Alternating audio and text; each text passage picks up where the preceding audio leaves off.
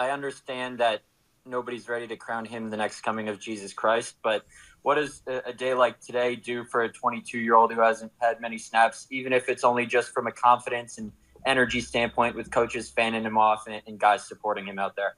Are you talking about Jordan? Yes. Okay. Because we got a lot of 22-year-olds out there that are putting in a lot of good work, so just want to clarify that. But, no, I thought, listen, you can never get too high and never too low in this game. And one of the biggest emphasis for Jordan is just to treat each play as its own entity. And we're always grading the decision-making, the timing, the accuracy, and we want to see the consistency just continue to get better and better.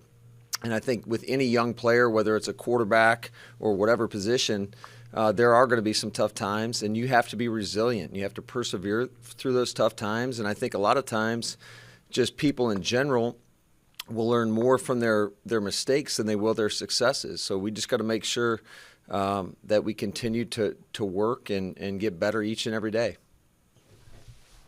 Mike Spofford. Hey, Matt, is there an area where you feel Jordan has improved the most that led to a solid performance like he had out there today? Again, I think each day is a little bit different. The defense that we have that we're implementing right now, it's tough to get a lot of stuff down the field. And if we go out there and execute on from a defensive perspective, then it's going to be really tough on the offense. And I think anytime that you're in these OTAs where you don't have pads on, it definitely makes it a little bit more difficult for an offense. So again, just we're with every position, we're just trying to see daily improvement. Mark Daniels. Hey, Matt, could you talk about Devondre Campbell and how you think he might be able to kind of help push guys like, Chris to Kamal and Ty forward? Yeah, Mark, I was fortunate enough to be with Devondre back when we drafted him in Atlanta, and then studied a lot of his film, with Arizona. And he's a guy that is a big, long guy that can run. Definitely brings a different dynamic to that room in his ability to just be able to cover, whether it's tight ends or backs. And we think he's a really versatile player. I think he's a great person, first and foremost, which I think is so important for our team. I really like the character of this group and just the effort and energy that they bring on a daily basis. Rob Domofsky. Hey, Matt, yesterday you said, with any player, Jordan would have to learn from the good and the bad. It sure looked like he learned something from yesterday and carried it over to today. What did you guys see, and how did he, translate that into today's practice? Excuse me. Yeah, I think I think with anything, you have a little success early, and then your confidence starts to grow, and then you're able to go out there and execute at a higher level. We'll go back and take a look at the tape, but I also think too, so many times that position in particular gets too much credit and too much blame, and so we really need the other 10 guys around him to play at a high level in order to allow him to go out and play at a high level. And I think, just by and large, without watching the tape, it just seemed like there was better execution from everybody out there on the offensive side of the ball. Aaron Nagler. Coach, last week, Steno, I think, surprised us a little bit when he mentioned Ben Braden possibly getting snaps with the ones, competing for a starting job. And sure enough, he has been with the ones off and on a few times here in this mini camp.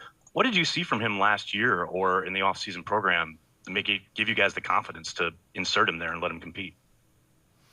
Yeah, I know he's just, well, first of all, he's a pretty physically imposing figure, and he's got some really good initial quickness and knows what he's doing out there, which allows him to go out there and play fast. So it's really early to speculate who's going to be out there, and we just want those guys to continue to compete. Obviously, we brought in a lot of competition at that position in particular, and a lot of guys that we're really excited about. So it's going to be a great competition all throughout camp. Ryan Wood. The deep balls that we saw Jordan hit today, we hadn't seen that really this offseason, talking to us reporters in open sessions, and we hadn't seen that really last year in camp. Have you seen that, though, in closed sessions? Have you seen that before, or is this kind of a new thing for you? I don't want to say surprise, but something you hadn't seen. Well, again, it just goes back to kind of taking what's there, and the opportunities presented themselves today. For him to take some shots down the field. And the one thing that I really think can be frustrating about our defense, and you guys saw it last year when we played the Rams, is it is tough to get behind them, especially when they're playing the two safety defense. You have to earn those opportunities. You have to be able to run the football and then start drawing the safeties to come up, and then maybe you can get some shots down the field. But it is a difficult defense to go against in terms of it's almost like an umbrella coverage back there, and they're going to make you check the ball down. That's why I think that you just got to continue to read each concept, to the best of your ability on each individual play. And right now we're not it's not like we go out there and we're game planning for the other side of the football. You're installing your offense, you're installing your defense, and then there's a time for that as we progress throughout camp, and you want to see guys and put guys in different positions. There's a time to go out there and really, I don't want to say scheme each other up, but we all know that there is a little bit of that ends up going on the further you get into camp. Jason Wilde. Hi, Matt. How are you? Good, Jason. How are you doing? I'm fine, thanks. Hey, you have Twitter, and you're smart enough not to use it, right? You barely use it. I try not to. Rob and Matt and Bill and Wes and I, we all have it, and we obviously are using it. So we tweet when Jordan struggles with accuracy yesterday. We tweet today when he's awesome. So we get all the up and down, peaks and valleys reactions of fans. That's our job. You've been through this before, though, with RG3 and with Kirk Cousins. You've coached a lot of young quarterbacks. In general, they're all different, but in general, what is the journey of a young quarterback? Is it yesterday and then today and then we'll see what happens tomorrow? Like, is that typical of young guys that are finding their way? Yeah, I'd say so. And the other guy, I would say that was probably in a little bit of a similar situation was Jared Goff. He didn't play a lot as a rookie either. So, yeah, but there is some ups and downs, no doubt about it. And every day is a new learning experience. And when you have limited reps and you weren't getting the bulk of the reps,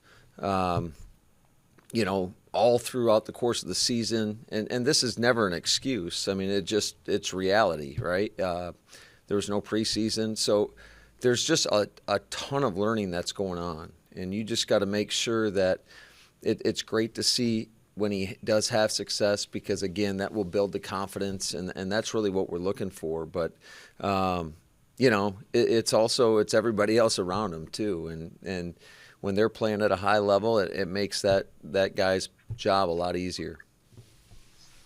Bill Huber. Hey, Matt. You obviously had the luxury last year of having a veteran center and a veteran quarterback. What sort of challenges would it be if you don't have that? The center's like the QB of the old line, so to speak. Maybe Aaron could fix some of that stuff if he's there. Is that a potential challenge that you're going to have two young guys at those spots? Oh, yeah, absolutely. Yeah, absolutely. And I think you see some of those mistakes that show through in practice. We've had just some operation errors in terms of some false starts and some errant snaps, and the ball's on the ground a little bit too much. But for the most part, that it's a process, and not every play is going to be perfect. Again, we're just looking for guys that can, when you make a mistake, can you learn from it? Can you not make the same mistake twice? And I know those guys are totally committed to doing the best job they possibly can for not only themselves but for this football team, and just two great guys that we love coaching. Andy Herman. Hey, Matt, sort of a copy and paste question from Aaron and Ben Braden earlier, but what have you seen from Royce Newman so far, and is him getting some time with the ones indicative that he may have a shot to compete for a starting role down the line? I know it's insanely early, obviously. Yeah, I mean, we really liked Royce throughout the draft process. I know our scouting department loved him, and that's why he's here. So, but no, I think Royce has just the physical skill set that you're looking for, and he's got some versatility in the fact that he can play multiple positions. So, we're going to try to intermix all these guys to try to find the best five that complement each other, and then go out there and put those guys to work. But it's going to be a great competition through and through, in particular in that offensive line room. Kyle from WFRV. Hey, Matt, from your perspective, how has the communication been between Jordan Love and the receiving corps now that everyone is there at minicamp? And are you seeing more confidence in the huddle from Love or maybe at the line? Yeah, Kyle, I think, again, it's pretty early, but he's got a rapport with those guys from dating back to last season. And, I just think the more they play together, the more they can grow together. And but certainly it's going to be a process, and it's not going to just happen overnight. Wes Hodkowitz. Hey, Matt, I don't remember if we had a chance to follow up with you on Kurt and you guys bringing him on after the rookie minicamp, but what stood out to you the most about him, and what have you thought about what he's put out there with you guys the last month? Kurt's got a really good arm. I think he's got a little bit of a familiarity to some of the concepts that we've implemented. And being in Atlanta with those guys there, and being around Matt Ryan and Matt Schaub. So I just think that, again, he's another young guy that hasn't had a lot of experience, and we're just trying to throw him in there and watch him grow as a quarterback. Olivia Reiner. Hey, Matt, we discussed some of Jordan's deep balls today, and some of the running backs were on the receiving end of that. We know Aaron Jones has shown his capability to catch the ball downfield. We got to see a little bit more of that from AJ today. How much has he grown in that area since you first received him this past year? Are you talking about AJ? AJ, yep. Yeah, no, I think AJ, it's pretty deceptive, because it's rare that you see a guy that size be able to catch the ball as well and as fluidly as he can. He is a natural hands catcher, and sometimes there is some awkward looking catches, but he always seems to make the play. And that room in particular, like many other rooms, I think great guys that come to work and cheer for one another and get better every day. I think Ben Sermons does an outstanding job with that room in particular. Dave Schrader. Hey, Matt, when you look at the confidence that you said Jordan Love could build from his performance today, is that a typical thing you see with young quarterbacks that you've had around you, where they can jump off from a performance like that today? And as a coach who's watched this guy not have a preseason last year, not have all the reps that you would have liked to have for him in training camp maybe last year, how does it feel to see him hit wow highlights deep down the field, not just 1, but 2 and 3 in quick succession? Yeah, no, it's great. But again, you as a quarterback, in any position, you got to quickly hit that reset button. Certainly, you want to have success, because again, your confidence grows, and that gives you, I guess, more confidence to go out there and be consistent and make those plays. But you got to treat every day as its own entity, and you can't rest on what you did the day before, whether it's good or bad. And that's what we're looking for from him. And I think he's done a nice job responding on a daily basis. Bill Huber. Yeah, back to the quarterback center stuff, Matt. Again, I realize it's June 9th, and maybe Rodgers will be back, maybe Josh Myers is a rocket scientist, and Jordan too, but it is such a big deal, IDing defenses and all that. Is that something that maybe you'd have to put some of that on Elton and Lucas because of the experience factor? Yeah, I think we'll do whatever we need to do. I think Josh is a pretty smart guy that works extremely hard, and I've got a lot of confidence that just the ability of Adam Stenovich and Luke Buckus to teach him what needs to be done, I think he'll be able to handle it. Certainly if, we're allowing him to go through and make all the calls and, again, learn from some mistakes. He's going to have some, and that's just part of it. But, if it ever got to that point where we were having some struggles. That's what's so great about having those guys that have experience around him and have played that position. They can help him out. So, and we expect that of every guy out there. I mean, really, it's all about the collective of all 11, making sure that we're communicating the right way to get on the same page, to give us a chance for each guy to go out there and do his job, and then, obviously the whole unit's better. All right, we'll do two more. Aaron Nagler. Coach, you mentioned at the start here about the umbrella type coverage for your defense, the idea that there are those two high safeties a lot of the time. When we talked to Aaron last year, the week leading up to the Rams game, he mentioned how much things were similar pre-snap, and a lot of their movement came after the snap. How much of that are you looking at even this week in minicamp or in the offseason in general, as far as your rotation, the safeties playing off whatever their keys are, rather than just, okay, you're just flying around, it's a passing situation, et cetera? How much of it is footwork, IDing, and how much of that work are you doing this week? Yeah, I mean, I think that's every play. I think our defense is going to try to present the same look down in and down out. And obviously you have special situations, third down. But I would say in our normal D&D, first and second down, your normal, where you could get 50-50 run pass, that's the philosophy behind the defense, is to make it look the same to the offense, and then, give them a different look on the snap of the football, which definitely makes the quarterback's job that much more difficult. It makes everybody's job, especially, if you're outside and you have maybe a read route or a route that's dictated by a certain coverage.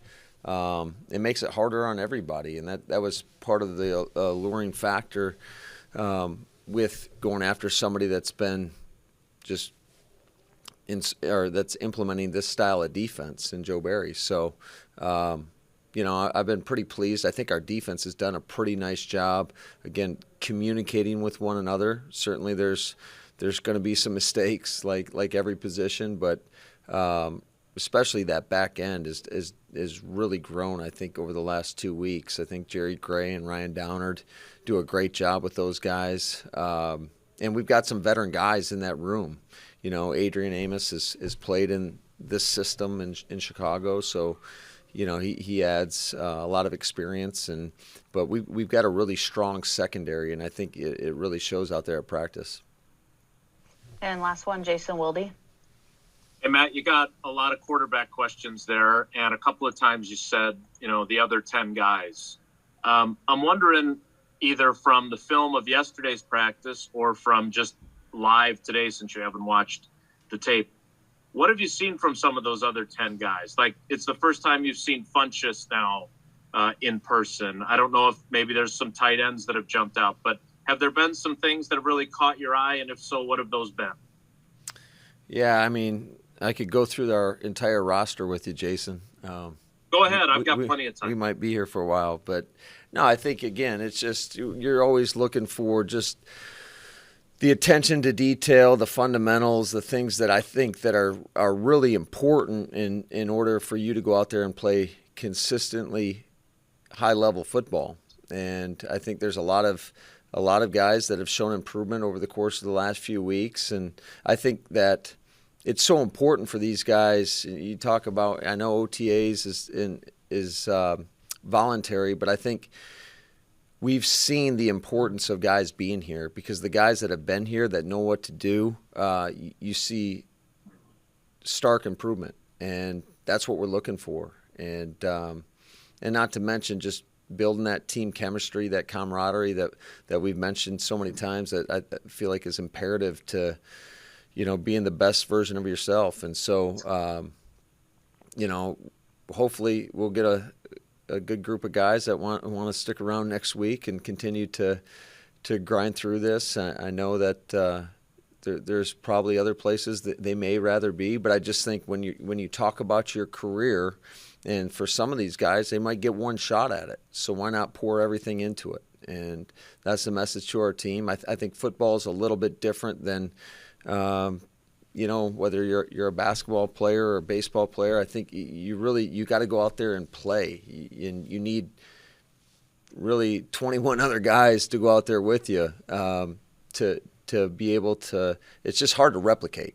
Is my point. And like, you can go shoot baskets, you can play pickup basketball, you can go to a batting cage and hit baseballs, you can go catch pop flies, whatever it may be. But I think football is just a very unique sport where there's just a lot of variables that are out of your control that are going on around you. And so I love it when the guys are here and getting better together.